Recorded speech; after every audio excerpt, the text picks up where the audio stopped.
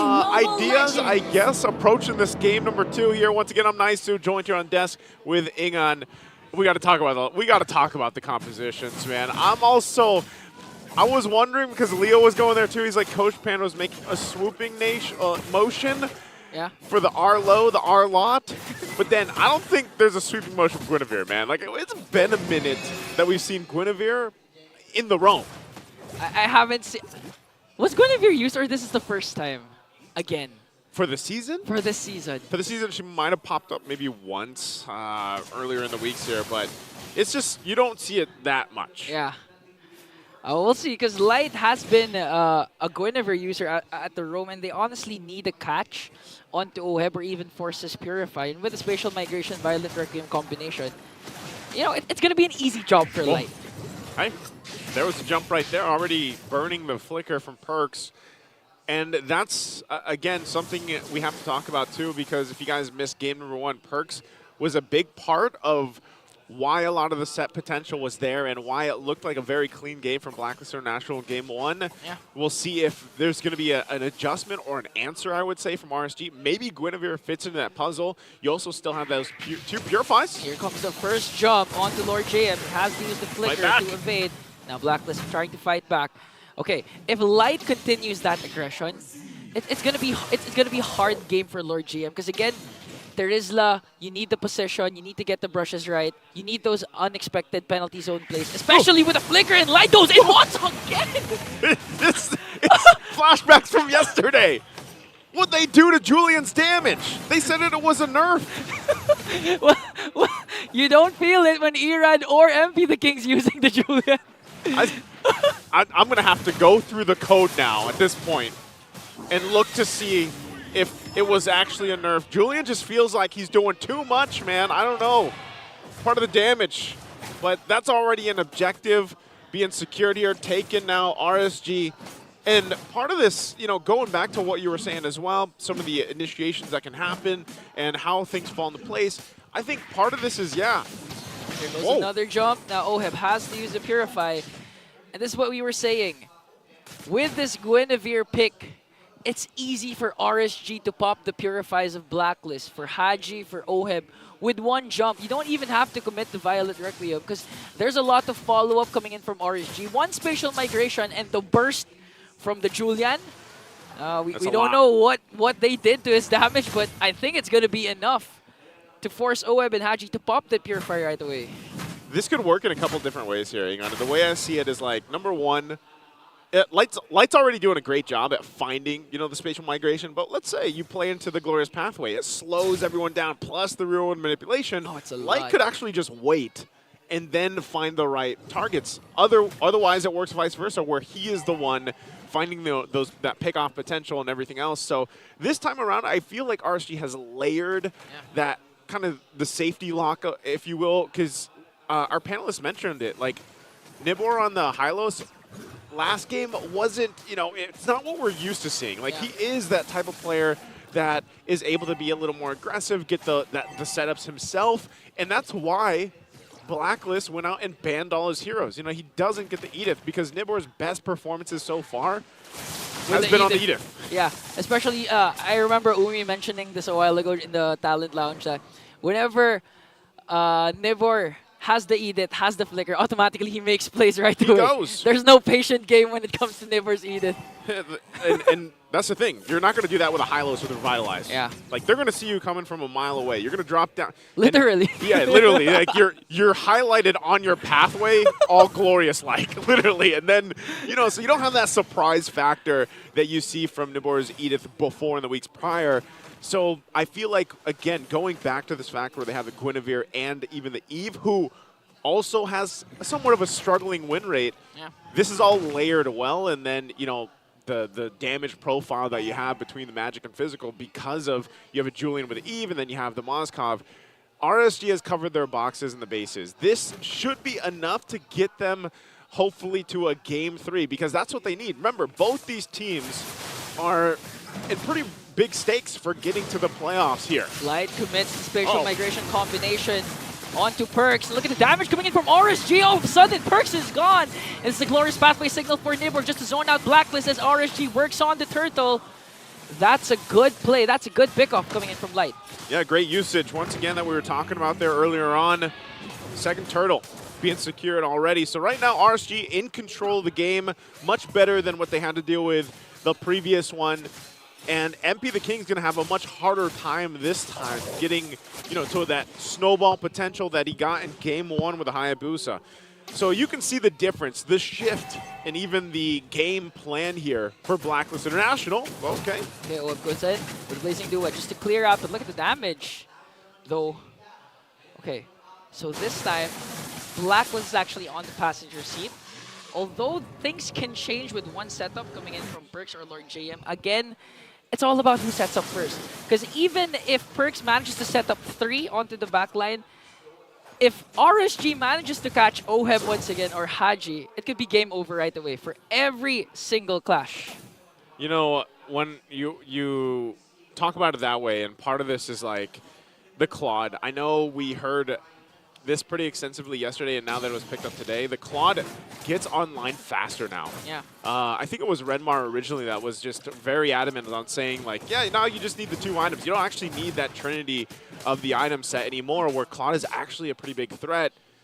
Oh, you can already see this play being trying to be made up here. Oh, it goes in right away with the Blazing Duet again, just to clear the minions, making sure that RSG doesn't get the turret up top. Okay, so is this the play on? Do you think this is the right choice for Blacklist to slow things down as much as possible, try to keep that gold lead from getting too out of hand? Yeah, they have to. I mean, the first requirement of Blacklist lineup is, of course, MP the King Snowball. 0-1-0, not off to a good start compared to game number 1 wherein he had 6-0-1 before he was shut down. So they really have to play on OHEB right now. Because plan A, MP the King, so far hasn't been activated yet. We have to wait for OHEB. We have to wait for those setups coming in from Perks and Lord JM to eventually regain the lead and get objectives. See if they can do that diversion. Going to be used here. No one falling through just yet. Turtle, though, less than half health. Okay, they're going to send OHEB, try and get the trade for the turret. Wow. Down bottom as RSG secures another turtle. Okay, so already all 3 turtles going to the hands of RSG. They'll continue to put pressure now on this side of the jungle, at least just by planting Nimor there, being threat enough. Oh, spatial migration, flicker combination onto Lord JM. Oh. The flicker's there plus the penalty zone.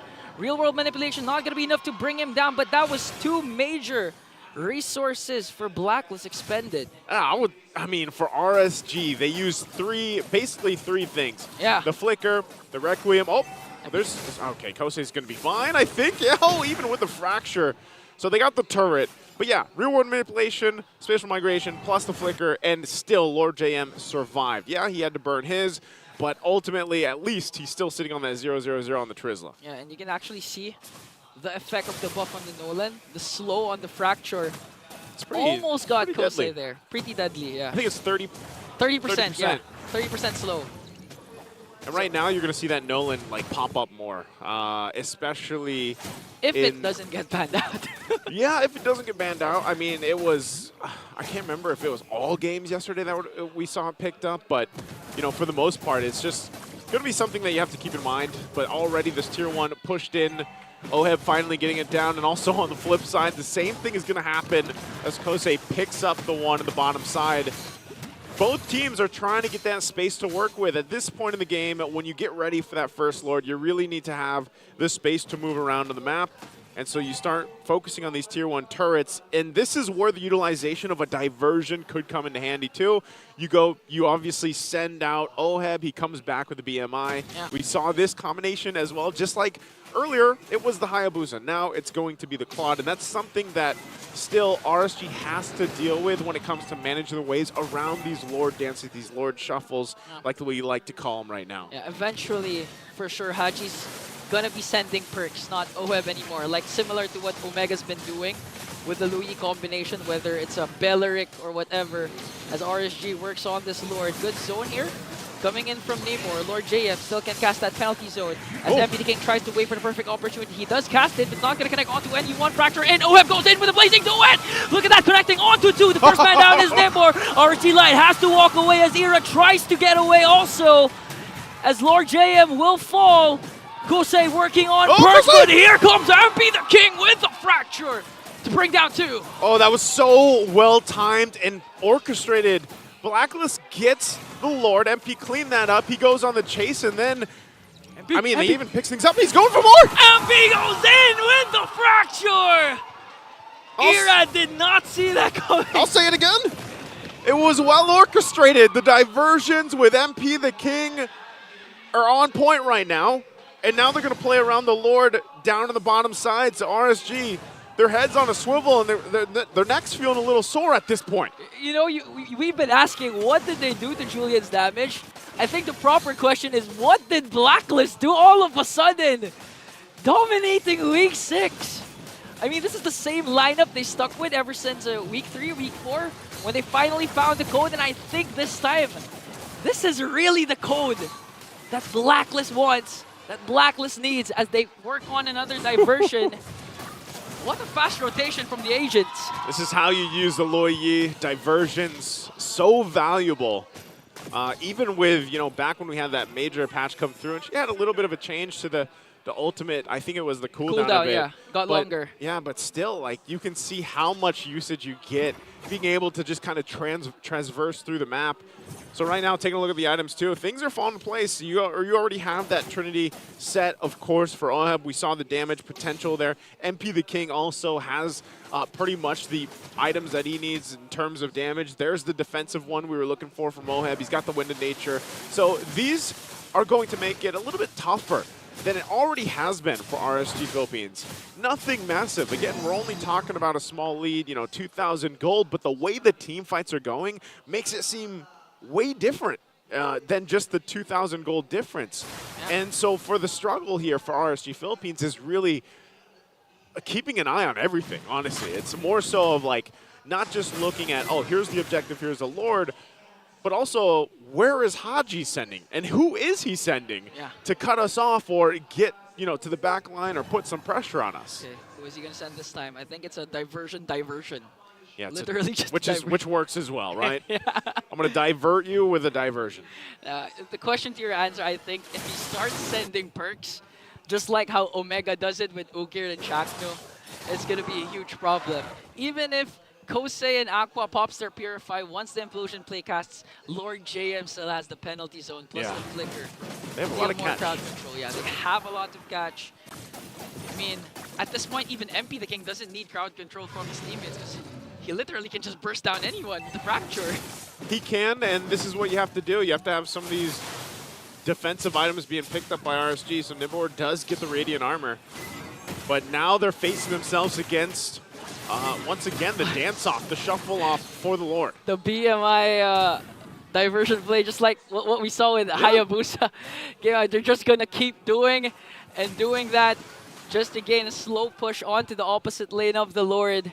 We might see an exact outcome of game number 1 with this potentially last Lord for BLACKLIST. And this is what I was saying. It's a good point. Like, the part of the point is the economy isn't, you know, too crazy of a difference. Because RSG could also just be waiting for some of those key items being picked up. Kosei did just get the Wind of Nature himself, so he's got a little more defense to deal with. But still, it's just the slow game for BLACKLIST. We saw the same exact thing from game 1, where it was just, you know, let's take this discipline route, let's be slow, let's take the calculated approach. And that's what RSG kind of got collapsed on. So it's the same story, even with this whole thing. I mean, if they get to a game 3, RSG might even think about just getting rid of the Loi Yi. Yeah. But right now, they've got to deal with this because the pressure is here for the second Lord. Okay, now this time the difference is Kosei has the Moskov, so as long as Spirit Destruction connects, it's okay. Lord JM goes in with the penalty zone onto Light as Burks works on Nibor. Nibor trying to soak up the damage. MP the King gets the Lord! And a spatial migration is not going to be enough to bring down Black. Oheb goes in with the Blazing Duet onto the backline. Going to burn out Aqua and Light as well. Double kill coming in from Lord JM. But Kosei going up against 4. Pops the Wind of Nature to bring down Oheb. That's a 2-4-3, but BLACKLIST secures the Lord. Diversion play. Here comes MP with the Fracture. But a beautiful stun from Kosei to answer right back. That was an outplay for Kosei, but RSG has to deal with the Lord. Oh, RSG's dealt with that before, but right now it's only Nibor. Okay, here comes the Glorious Pathway just to delay the push. 3 seconds before Light becomes online once again. Nibor safe here. But the Lord marching in as he tried to burst down the inhibitor turret. Light wants to go for the spatial migration onto Haji. I think it's going to be enough because here comes Aqua. I think that's all they're going to be able to get, that one base turret, maybe a little bit more push here, but ultimately everyone from RSG is going to be back online for the defense. So good response. Again, Kosei and RSG has seen that play before with a diversion into that brush right next to the purple buff. So good response.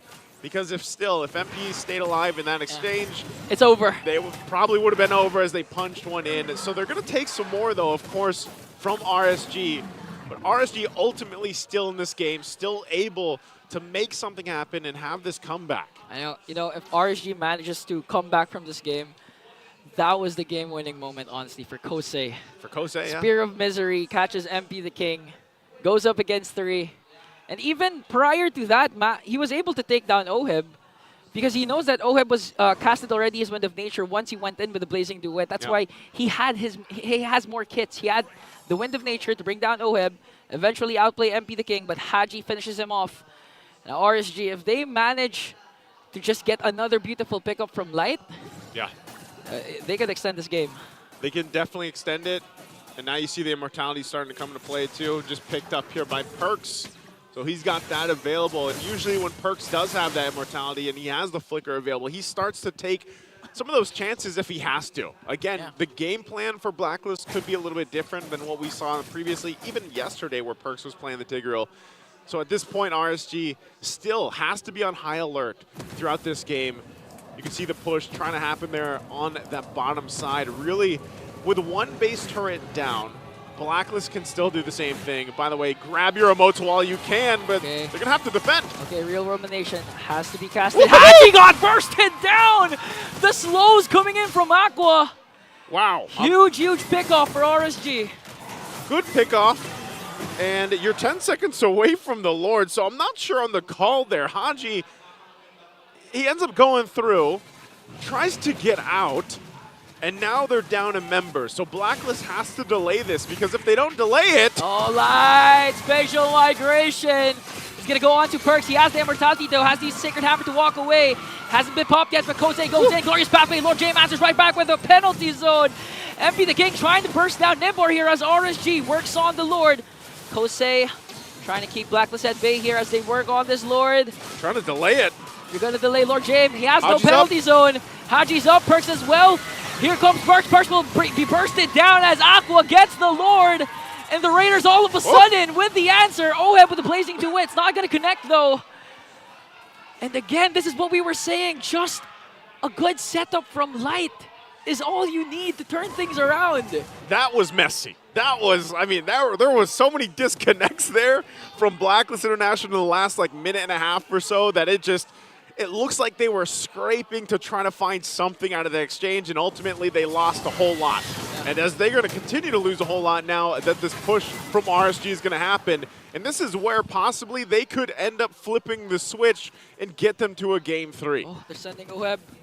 They're going to send Oheb to the bottom lane, trying to equalize, trying to get slow push up bottom. As RSG manages their waves perfectly, gonna wait up for the perfect moment to strike. As their minions all are in sync. They can actually get all inhibitor turrets if they play their cards right. They can, and that's why they're going to push.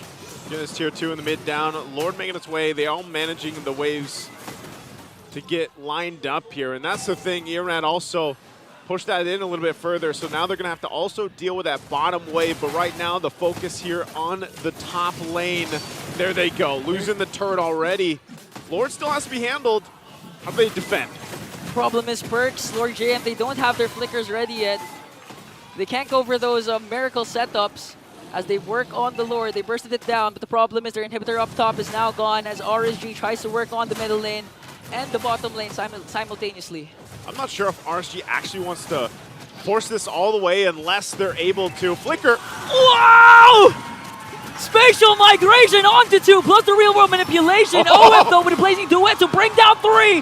Here comes the answer coming in from Blacklist. MP the King on the chase. There's the diversion. They're going to sandwich Aqua and Irad. They now know where they're hiding. 3 members after 2. Will they be able to escape though? MP the King quite low here.